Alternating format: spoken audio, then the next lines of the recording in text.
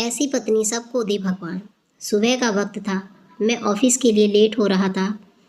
अक्सर मैं सुबह जल्दी तैयार हो जाता हूँ, लेकिन कल शाम ऑफिस का बहुत काम था, इसलिए देर रात तक जागना पड़ा। जागने की वजह से सुबह लेट उठा, इसलिए ऑफिस जाने में देरी होने लगी।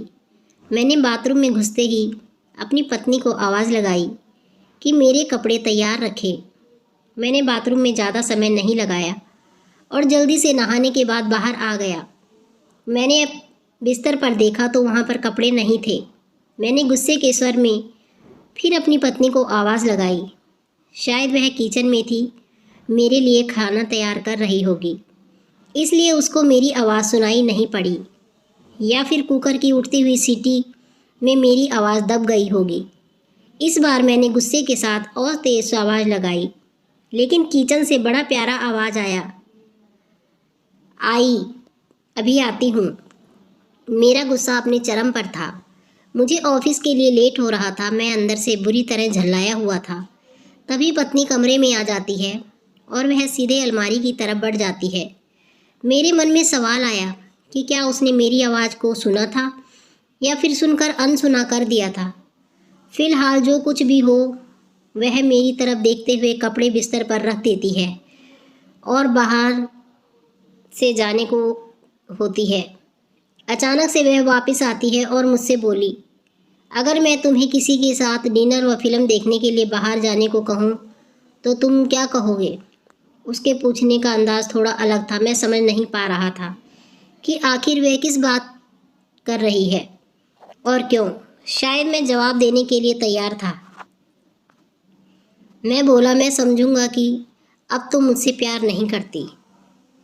शायद उसने गुस्से अथवा प्यार में मेरी तरफ देखा, लेकिन फिर अगले ही पल अपने होंठों पर हल्की सी आती हुई मुस्कान को दबाते हुए बोली, मैं आपसे प्यार करती हूँ, लेकिन यह औरत भी आपसे बेपनाह प्यार करती है, शायद मुझसे भी ज़्यादा, और आपके साथ कुछ समय बिताना चाहती है। मुझे पत्नी के मुंह से इस सवाल की उम्मीद नहीं थी। मेरे मन में एक सेकंड में हजारों सवाल ऊपर नीचे होने लगे। आखिर किस औरत की बात कर रही है और किससे मिलवाना चाहती है? मेरे हजारों सवालों के साथ मेरा मन मुझे घेर रहा था। आखिर मैंने पूछ ही लिया कि किसकी बात कर रही हो।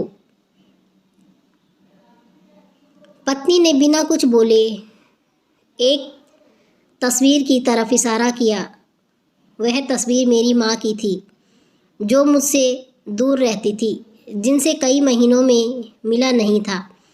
शायद काम की वजह से मैंने उन्हें फ़ोन भी नहीं कर पाया। मैं अपनी व्यस्तता के कारण उन्हें समय नहीं दे पा रहा था। मैंने पत्नी की तरफ देखा। पत्नी ने मुस्कुराहट के साथ मेरा मोबाइल मुझे थमा दिया। मैंने माँ को फ़ोन किया और उनसे रात पर खाने और साथ में फ़िल्म देखने के लिए कहा। माँ मेरी आवाज़ सुनकर खामोश हो गई। शायद करुण स्वर था, तुम ठीक हो ना? तुम दोनों के बीच कोई परेशानी तो नहीं? माँ ने पूछा। उनके लिए मेरा एकाएक इस तरह फ़ोन करना शायद किसी परेशानी का संकेत था। नहीं, कोई परेशानी नहीं है, बस मैंने सोचा कि आपके साथ बाहर जाना एक सुखद एहसास होगा। मैंने जवाब दिया और कहा, बस हम दोनों ही चलेंगे।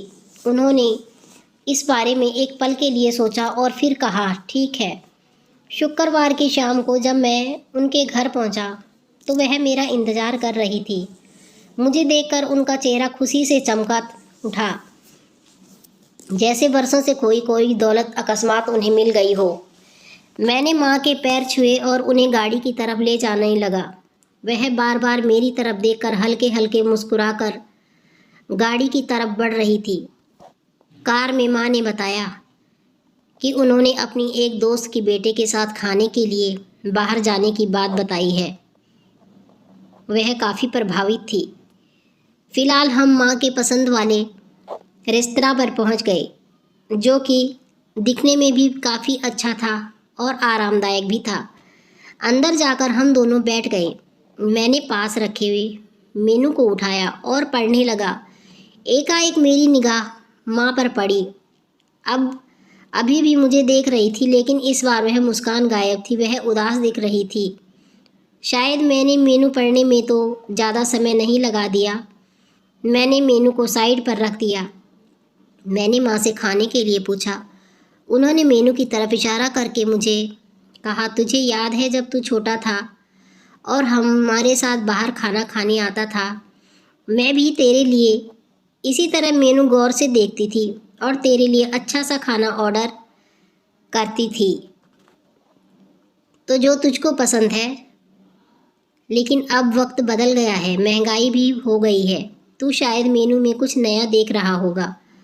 माँ का जवाब सुनकर मेरी आंखों से आंसू निकलने लगे, लेकिन मैंने खुद को संभाला और कहा, माँ, इस बार मैं आपके लिए मेनू पढ़ना चाहता हूँ। इसके बाद मैंने एक बढ़िया सी डिश माँ के लिए ऑर्डर की। खाने के समय माँ ने मेरे बचपन से लेकर अब तक के कई किस्से सुनाए। ऐसा लग रहा था मानो मैं वापस बचपन में आ गया हूँ। मुझे उस समय इतनी खुशी हो रही थी मानो सारी कायनात इसके आगे फीकी हो। बातों ही बातों में समय का पता ही नहीं चला।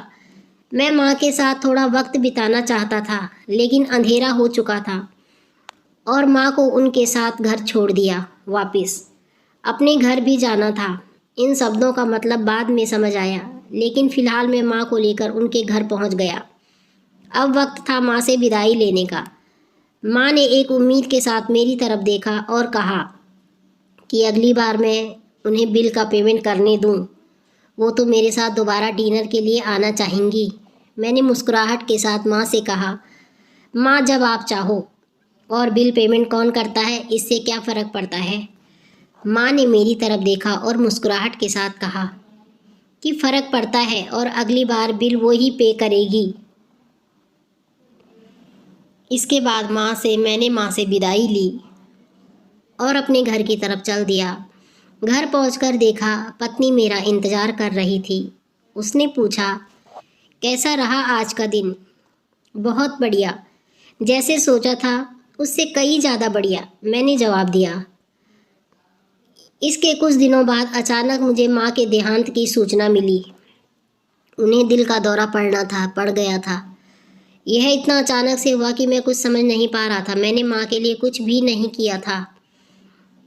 मैं वापस उनके साथ समय बिताना चाहता था, लेकिन अफसोस अपने व्यस्त समय की वजह से मैं माँ के लिए समय नहीं निकाल पाया।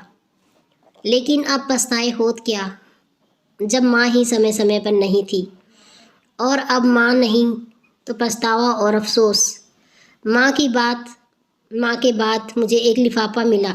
उस लिफाफे में उसी रेस्तरां की एडवांस पेमेंट की रसीद के साथ माँ का एक खत था, जिसमें माँ ने लिखा था, मेरे बेटे, तुझे पता नहीं कि मैं तुम्हारे साथ दोबारा डिनर पर जा पाऊँगी या नहीं, इसलिए मैंने दोनों लोगों के खाने के अनुमानित बिल का एडवांस पेमेंट कर दिया है। अगर मैं नहीं जा पाऊँ तो तुम अपनी पत्नी के साथ भोजन करने ज़रूर जाना। उस रात तुमने कहा था ना कि क्या फ़र्क पड़ता है मुझे जैसे अकेली रहने वाली बूढ़ी औरत को फ़र्क पड़ता है। तुम नहीं जानते, उस रात तुम्हारे साथ बीता हर पल मेरे लिए जीवन से सबसे बेहतरीन समय में एक था। भगवान तुम्हें सदा खुश रखे। तुम्हारी माँ। इंसान को दुख अपने को खोने के बाद होता है। अगर समय रहते एहसास हो जाए तो जीवन में छोटी छोटी बातों से भी परिवार में खुशियाँ बांटी जा सकती हैं। और माता पिता को जीवन की सबसे अनमोल धरोहर है।